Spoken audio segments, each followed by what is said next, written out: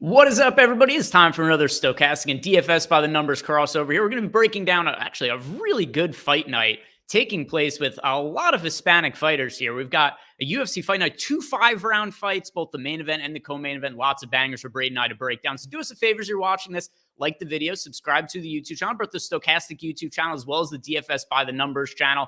I'm going to be posting my full slate breakdown on Friday, working through our Sims tool with projected ownerships and all the different fighters I'm getting to. And Brady always has an abundance of content up on the DFS by the Numbers channel, everything from prize picks, Draftkings, betting. He's got everything covered over there. So go check out all of Brady's content. And Brady, let's start by talking about really whichever one you want to talk about, whether it's the main event or the co-main event. Who's your favorite fighter to target in the 5-round fights? Because we do have 2 of them to talk about this week.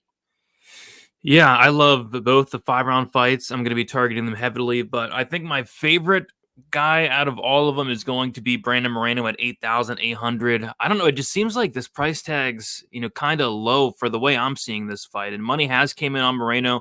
He was around minus 250s, now minus 290.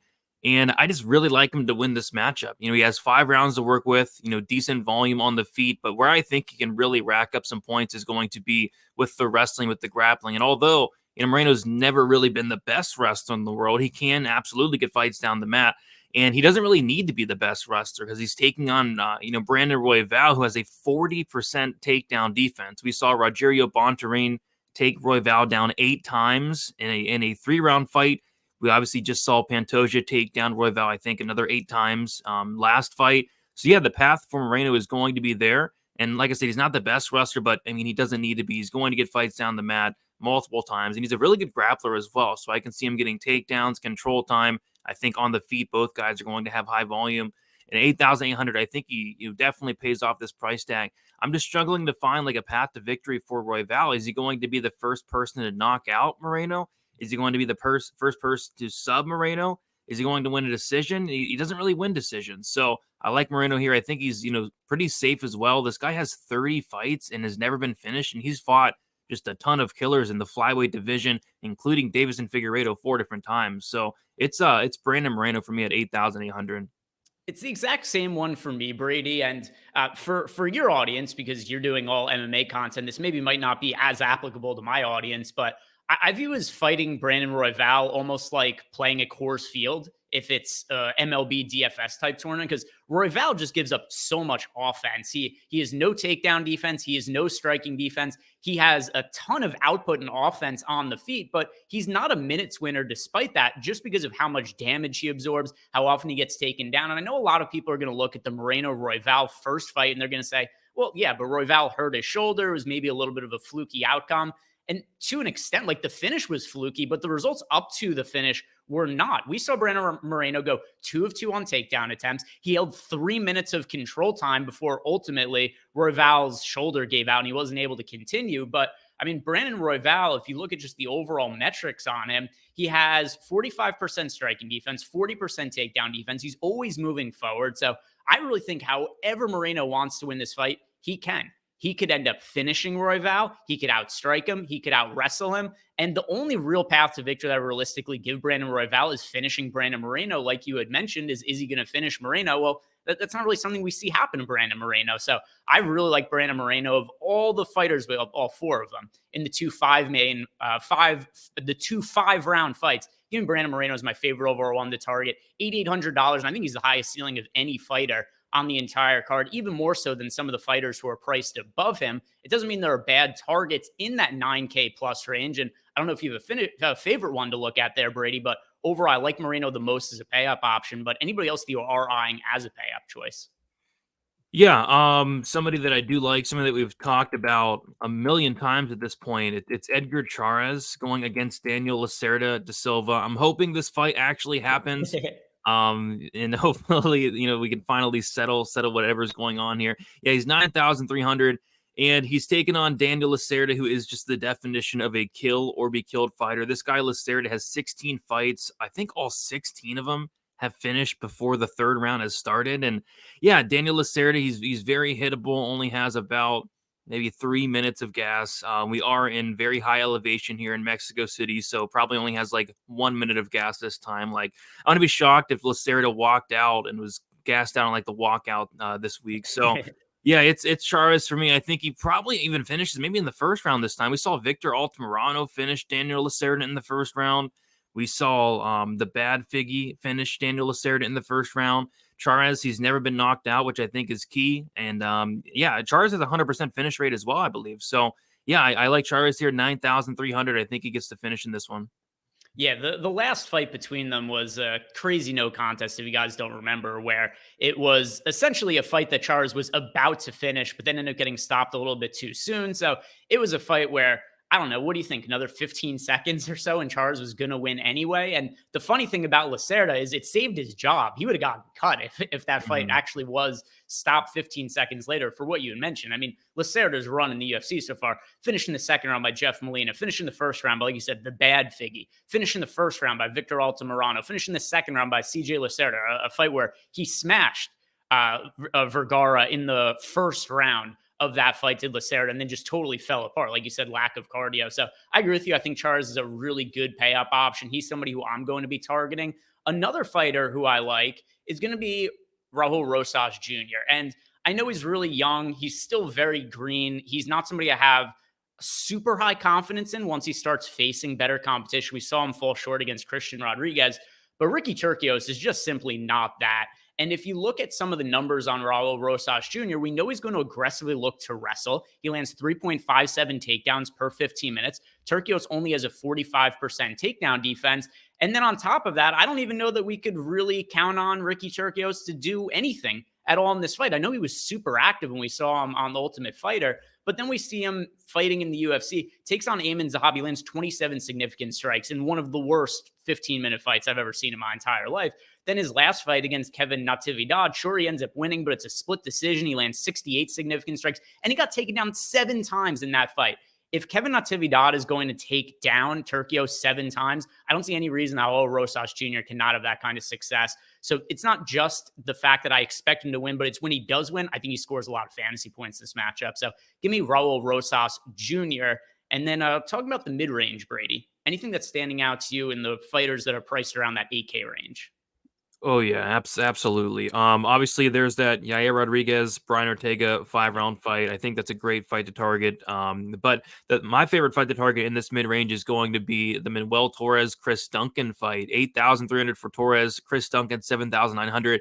My preferred play would be Manuel Torres. This is a guy that obviously Mexican fighter. He has 16 fights on his record. 15 of those have finished in the first round, which is ridiculous. This guy is a killer be killed fighter. He's been finished twice. Both those came in the first round. This guy has 13 first round finishes. The one fight that did leave the first round actually went to decision, believe it or not. But yeah, other than that, this guy's just a 1 round banger. He's taken on Chris Duncan, who the one thing that concerns me about Chris Duncan in this matchup is, his last 2 fights, he's been a lot more hesitant than usual. Typically Chris Duncan is down to go out there and stand and bang like he did against Slava Borshev, like he did against Charlie Campbell. But we've seen like a more patient, a more, smarter version of Chris Duncan. But I have a feeling Torres is going to maybe bring out the old version of Chris Duncan. I'm hoping these guys stand and bang. And if they do, I think someone's getting served in these first 5 minutes. And yeah, I lean Torres. This guy has a ton of power. Chris Duncan, we've seen him hurt. We've seen him knocked out. He's hittable. So yeah, give me Torres here. But I will say, if this fight does reach the second round, it probably does heavily favor Chris Duncan. Chris Duncan has shown that he can go 15 minutes, whereas Torres really hasn't shown that all too much. But yeah, give me Torres to hopefully go out there and get the first round KO. Minus 700 for this fight to finish inside the distance. So, like you're mentioning, the mid range price tag, I don't have a super strong feel on who's going to win this fight. It is one that I really do like targeting. I do have one follow up question for you, though, Brady. And that is, what do you make of Manuel Torres' takedown defense? Just because we haven't really seen him get tested at all in the wrestling department in the UFC. He does have a 100% takedown defense on paper, but part of it is because you look at who he's fought against. It's been Nicholas Moda, Frank Camacho, where he knocked out in a few minutes, and then his Contender Series fight. But his 2 losses did both come by submission. Chris Duncan has been a little bit more wrestle heavy as of late. What do you make of Manuel Torres' takedown defense if Chris Duncan does decide to end up going with a wrestling heavy game plan? Yeah, we really don't know. There's not a lot of footage out there of his takedown defense other than that Camacho fight. And for what it's worth, his takedown defense did look good, but it was against like a 39-year-old, Frank Camacho. So I think it's probably going to be tested here, to be honest, because that's what Chris Duncan's been doing as of late is going out there and wrestling, especially in that Omar Morales fight. And that probably should be the game plan here, but we'll see. So I'm going to, that was one of the fights I was going to target about, but I had a backup here because I figured there was a pretty good chance we were going to talk about the Torres Duncan fight. I'm going to talk about Christian Quinones taking on Raoni Barcelos. And I used to be really high on Barcelos, and he never really got an opportunity to fight up in the ranks when he was actually in his prime. Now he's 36 years old. He's going to be turning 37 in a couple of months. And that's a massive concern for me at bantamweight. Maybe I'm overacting a little bit because I was high on Volk last week. And then in hindsight, I was kind of thinking like I should have been a little bit heavier on Tapori and had slightly more balanced exposure because I did have concerns about the age of Volkanovski. And ultimately, I kind of didn't really weigh that as much as I probably should have. And I don't really want to make that mistake with Raoni Barcelos this week because I've been very concerned about his durability in recent fights. You look at his last few, got knocked down by Kyler Phillips, didn't get finished in that fight, but still, he got hurt in the early going in that fight, got knocked out in the first round against Umar Nurmagomedov. Trevin Jones didn't hurt him, but Trevin Jones landed 11 significant strikes and didn't do anything the entire fight. That's the easiest way to not get knocked out is just fight somebody who just stands there and doesn't really do anything. Victor Henry landed 181 significant strikes on Raoni Barcelos. And now I start to look at a prospect in Christian Quinones who I'm not super high on him relative to how high I was on Barcelos a few years ago, but he fights with a lot of pace. He lands north of 5 significant strikes per minute. And I just get concerned in an extended fight. Is the durability of Barcelos going to hold up? And based on what we've seen in recent fights, I'm going to say probably not. So with that being in mind for me, the age of Barcelos, I'm going to take Quinones to win probably by a second or third round finish and get Barcelos out of there. So for me, if I'm looking at somebody in the mid-range, give me Christian Quinones. And now let's talk about punt plays, Brady. Is there anybody for a really cheap price tag that you're liking for this slate? You did hit on last week Val Woodburn, who even in a loss ended up being in the optimal lineup because there was a lot of close fights. And even in hindsight, I thought like, boy, a lot of those fights were probably mislined because like Paulo Costa was very competitive with Robert Whitaker. We saw Jeff Neal very competitive with Ian Gary, but ultimately none of the underdogs ended up winning who were priced cheaply. Are there anybody you think picks up a win this weekend? Man, to be honest, like I don't like anything like down to this low range, like Sam Hughes. No, Daniel Lacerda would be probably the one. Like you gotta play him. Do I think he wins? No, but hey, when he wins, he's going to completely break the slate. Victor Altamirano, no. Eric Silva, maybe. Ricky Tercios, no. Francisco Prado, maybe some Royval. A guy that I do like that is semi cheap, not really in the punt range, would be Christian Quinones, like you mentioned, and then Claudio Poya, 7,500. I think people are going to be very low on him after that Dan Hooker fight, and rightfully so. He looked horrible, but prior to that, he did rally off 4 straight wins, and he's a BJJ black belt. That's his game. He's a very good grappler, very dangerous on the mat, and that's what Fares Ziam has struggled with, a lot of his career. Ziam's been submitted 3 times in his career. He has good takedown defense, but if this fight does hit the mat, Poyas is going to be very live to get that submission at any point in the fight. So Poyas would be a guy, Quinones would be that guy. But yeah, I'm really struggling down in this low range. Same. And, like last week, I ended up being on the wrong side. I said, like, bro, there's so many live underdogs. I wasn't outright picking any of them to win, but I felt like some of these fights are so close that I just thought a couple of them would end up coming through. It didn't end up being the case. Val Woodburn ends up in the optimal lineup. I'm going to cheat a little bit here and just bring up Brian Ortega as somebody to talk about as a cheap option. I know I just went with Quinones in the mid-range, and Ortega is actually more expensive than him. But really the point I want to make here is that this is a slate that I think makes more sense to build balanced lineups.